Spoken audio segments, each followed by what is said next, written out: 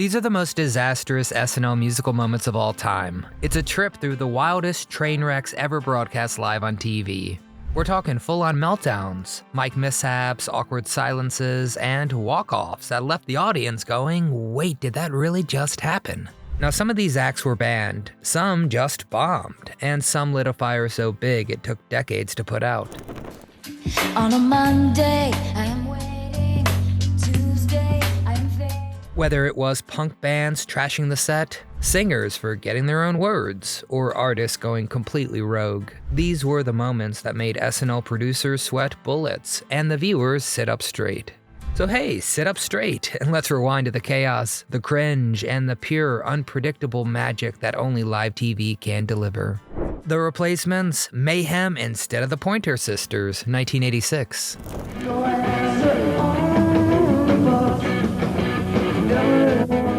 Here's a substitution that still feels like a fever dream. In early 1986, the Pointer Sisters had to bow out of their scheduled SNL appearance, and at the last minute, the show brought in the Replacements.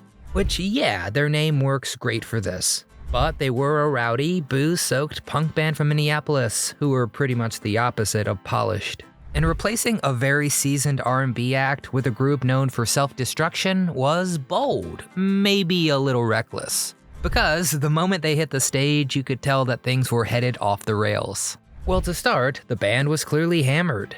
They stumbled around, swapped instruments mid-set, and blasted through Bastards of Young and Kiss Me on the Bus like it was an after-hours basement gig, not live coast-to-coast TV. Tommy Stinson even let an F-bomb fly. The band ignored their marks, and the whole thing felt chaotic in a way that was either electric or uncomfortable.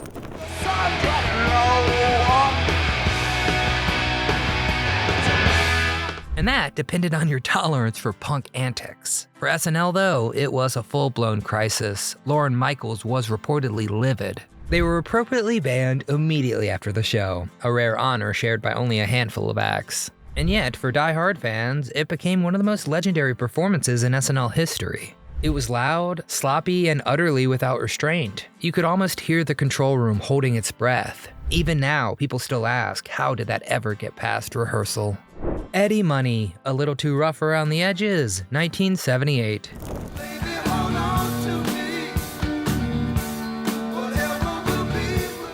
Ah, Eddie Money, the man who always sounded like he just rolled out of a smoky bar at 2 a.m. And that was the appeal. That gravelly, no-frills voice gave us hits like 2 Tickets to Paradise and Baby Hold On. And in the late 70s, he was climbing fast. So booking him on SNL in 1978? Yeah, that makes total sense on paper.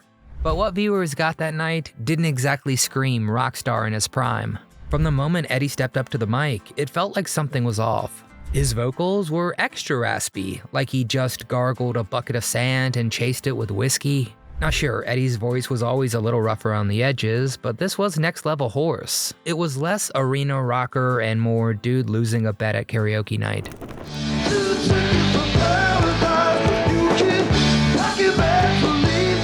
And that's not all, he also looked stiff, like he wasn't quite sure what to do with his hands or how to match the rhythm of the room. No swagger, no spark, just a guy trying to power through and hoping for the best. And credit to the band, they actually held it down, but Eddie just couldn't catch up. One fun little footnote, Eddie was fresh off a wild few years. He'd been a New York cop turned rocker, seriously, and his whole image was built on being a lovable, scrappy underdog. But on SNL, that everyman charm, it didn't quite land. It wasn't bad enough to get him banned, of course, and there wasn't any scandal backstage, just a lot of viewers scratching their heads and saying, that's the guy we've been hearing on the radio. 2 Tickets to Paradise, yeah. I've got 2 tickets to paradise.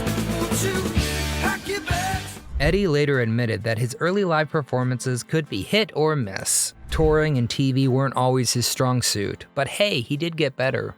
I mean, way better. He had a long career, sold millions of records, and stayed a classic rock staple for decades. But if you caught that episode of SNL in 1978, well, you saw Eddie Money sounding like he was a few tickets short of paradise. Elvis Costello pulled the plug live, 1977.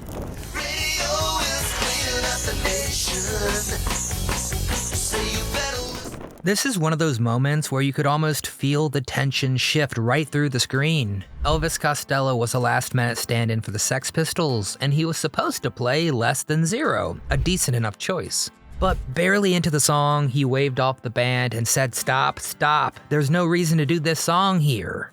And then, bam, he launched right into Radio, a fiery middle finger to the media industry, right there, live on, yes, media. I'm sorry, ladies and gentlemen, there's no reason to do this song. NBC had told him not to perform that track. It was too controversial, too pointed, but Costello didn't care. He went rogue in front of millions, and the fallout was immediate. No tantrum, no mic drop, just cool defiance, and it was enough. The higher-ups were furious, and Lorne Michaels reportedly banned him on the spot. Costello wouldn't step foot on the SNL stage again for over 10 years. For fans, though, that stunt became the stuff of legend. It wasn't polished or pre-approved, it was raw and rebellious, the very spirit of punk captured in a split-second decision live. That one song choice turned a routine set into one of the most unforgettable musical moments in the show's history. It was live TV at its most electric, a rule broken in real time, and Lorne Michaels was furious. Fear, Halloween Mayhem hits SNL, 1981.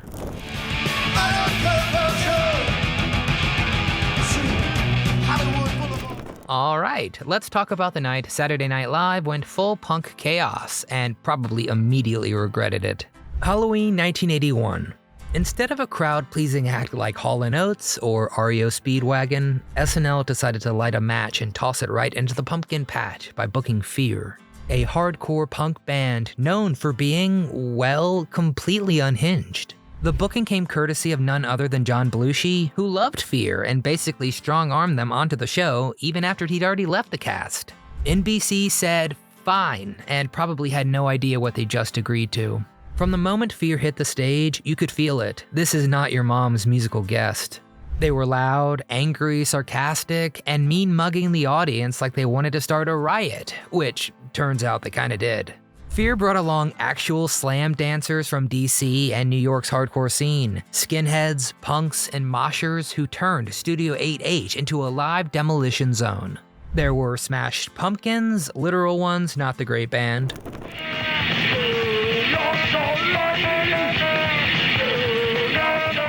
Toppled cameras, guys screaming slurs into mics, and one poor NBC stagehand just standing there wondering what life choices led him to that moment. One dancer shouted, "New York sucks," on live TV on Saturday Night Live from New York.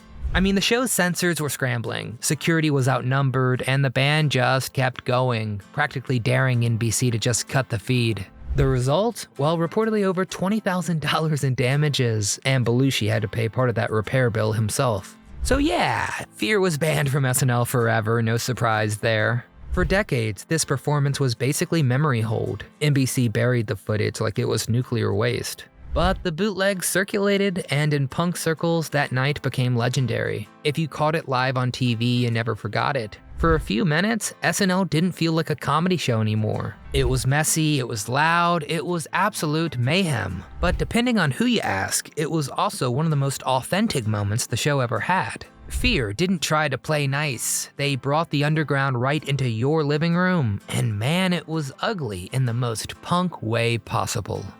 Brian Wilson, A Rough Ride Through Good Vibrations, 1976.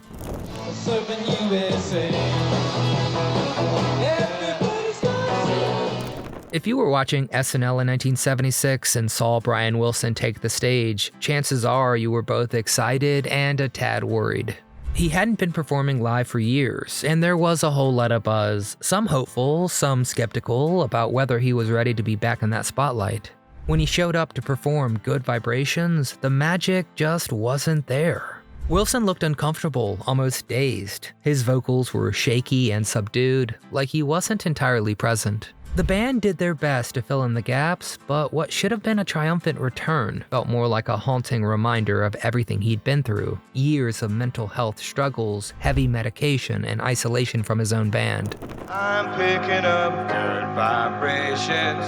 She's giving me the anxiety. It wasn't a meltdown, but it was heartbreaking to watch. You could honestly feel the audience pulling for him, but the performance never landed. In the moment, it was hard not to reflect on how much the music world had changed, and how much Brian Wilson himself had changed. This wasn't some punk band wrecking the set, it was something softer, more painful, watching a legend struggle to hold on to something that made him great. Zach early every night thinking about tomorrow.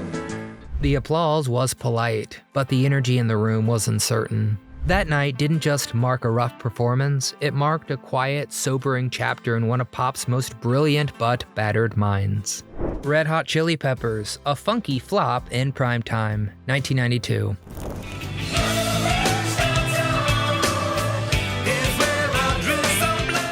By the spring of 92, the Red Hot Chili Peppers were on fire. Blood, Sugar, Sex Magic was a monster. Under the Bridge was all over MTV, and they were finally breaking out of the college rock bubble.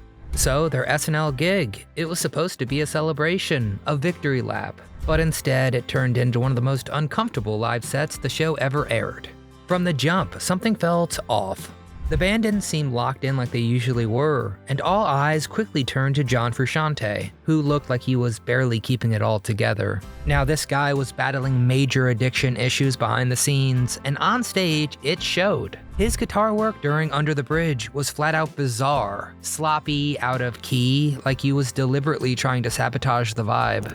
Loves me, lonely as I am together. And some fans still argue that he was. You see, Frusciante reportedly hated the song's popularity and didn't want it to be part of the band's sudden mainstream success.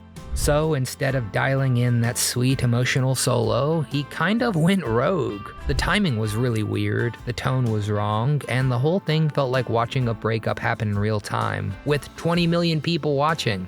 Anthony Kiedis was doing his best to hold it together, bouncing around, trying to summon that signature Peppers energy, but even he later admitted it was one of their worst performances ever. Kiedis later said in his memoir, quote, "It felt like he was purposely trying to screw up. It made for a real uncomfortable vibe."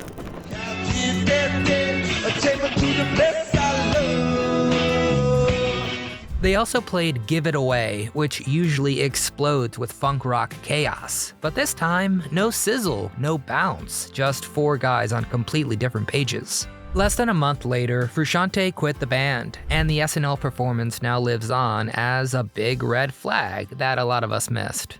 No guitars were smashed, no censors bleeped out, just a slow-motion musical unraveling live on TV. And for a band known for raw, wild energy, this was the night it all felt painfully flat. And man, if you were watching, you felt it. Meatloaf, Operatic Overkill, 1978.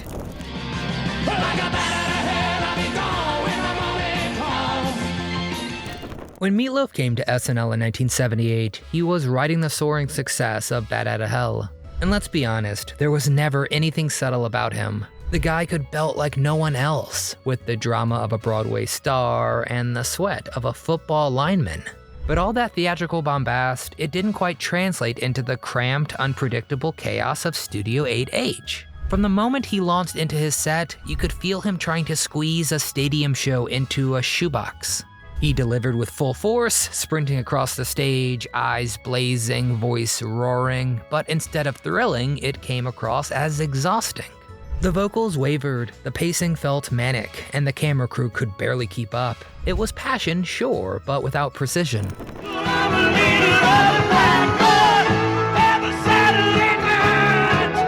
By the time he finished, you could practically hear viewers at home catching their breath. It wasn't a train wreck so much as a tidal wave that crashed right through the walls of what SNL was built to handle.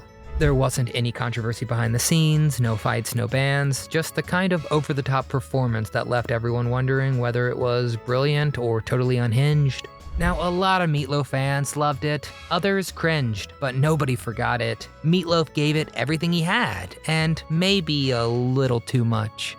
Sinéad O'Connor, Tears Up the Pope, 1992.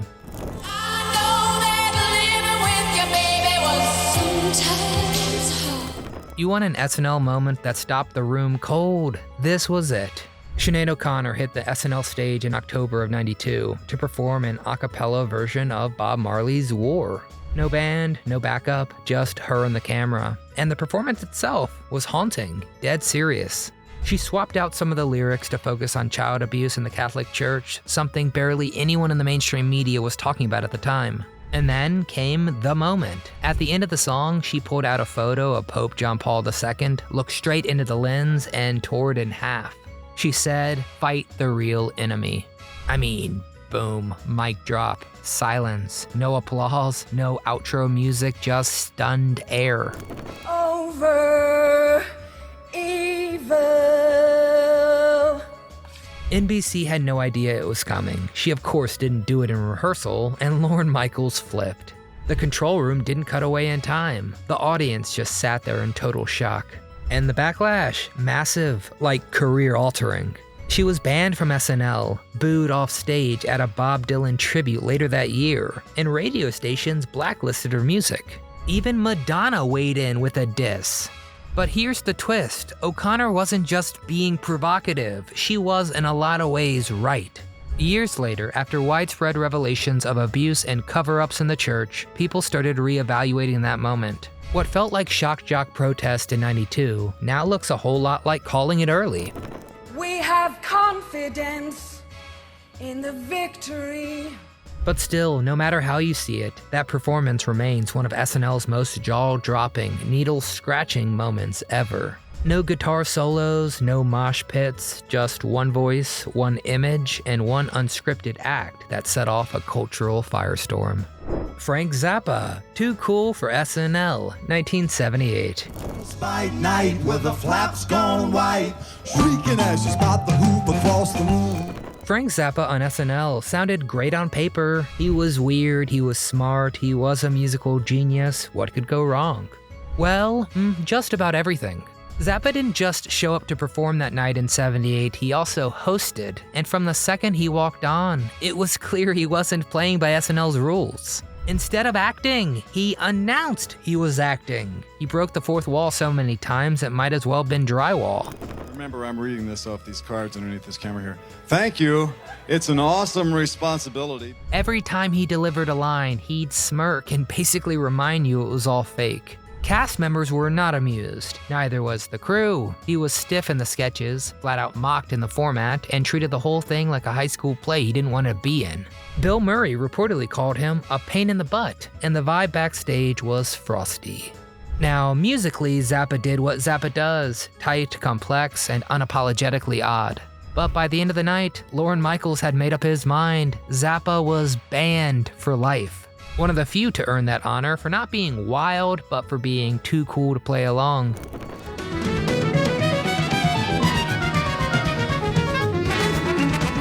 The irony is pretty obvious. Zappa wanted to bomb. He saw mainstream TV as a joke and proved it live on air. And yeah, he never got invited back, but he definitely made his one time memorable. Ashley Simpson, The Lip Sync Meltdown Heard Round the World, 2004. Pieces of me, all the pieces. If you were watching SNL in October of 2004, you probably remember exactly where you were when this one went down. Ashley Simpson was riding high off her debut album, Autobiography, and SNL was supposed to be her big live TV moment. First song, no problem. Pieces of Me went off fine because, well, it was lip-synced. But it was the second performance that made history. The band kicked in, and instead of a new song, the vocals for Pieces of Me just started playing again, with no mic near her mouth. On a Monday, I am waiting. Tuesday, I am there. Ashley stood frozen for a second, and then in a moment that's now legend, she did a really awkward jig and then just walked off stage. Just poof, gone. The band kept playing, looking confused. Lorne Michaels was not thrilled. The fallout was instant. Headlines everywhere, late night jokes, internet memes before memes were everywhere. Ashley later blamed a vocal cord issue and not a wrong track being cued. But the damage was done. SNL wasn't known for cutting-edge music controversy anymore, but this was an old-school TV blunder with a Y2K twist. To her credit, Ashley laughed it off years later.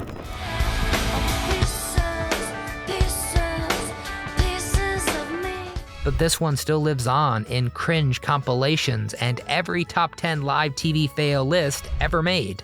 It wasn't a meltdown, it was a full systems crash. I mean, that's the beauty of SNL. It's live, it's unpredictable, and it's totally unfiltered. And when the music goes sideways, well, it just becomes part of the show's strange and glorious history. Some of these artists never got invited back, some made it into punk folklore, and some, well, we're still wincing and still doing that little jig. And so, if you remember watching any of these train wrecks live, please get down in the comments section and tell us your thoughts. Or did I forget a disastrous SNL musical moment? Have any of you actually been in that audience, seen SNL tape live?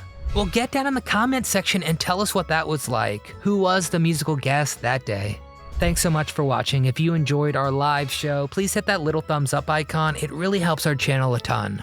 Make sure you're subscribed so you don't miss a trip down memory lane or back to Studio 8H. But most importantly, from all of us here at Do You Remember, I'm Nostalgic Nick, and until next time, we're here ready to bask in yesterday tomorrow.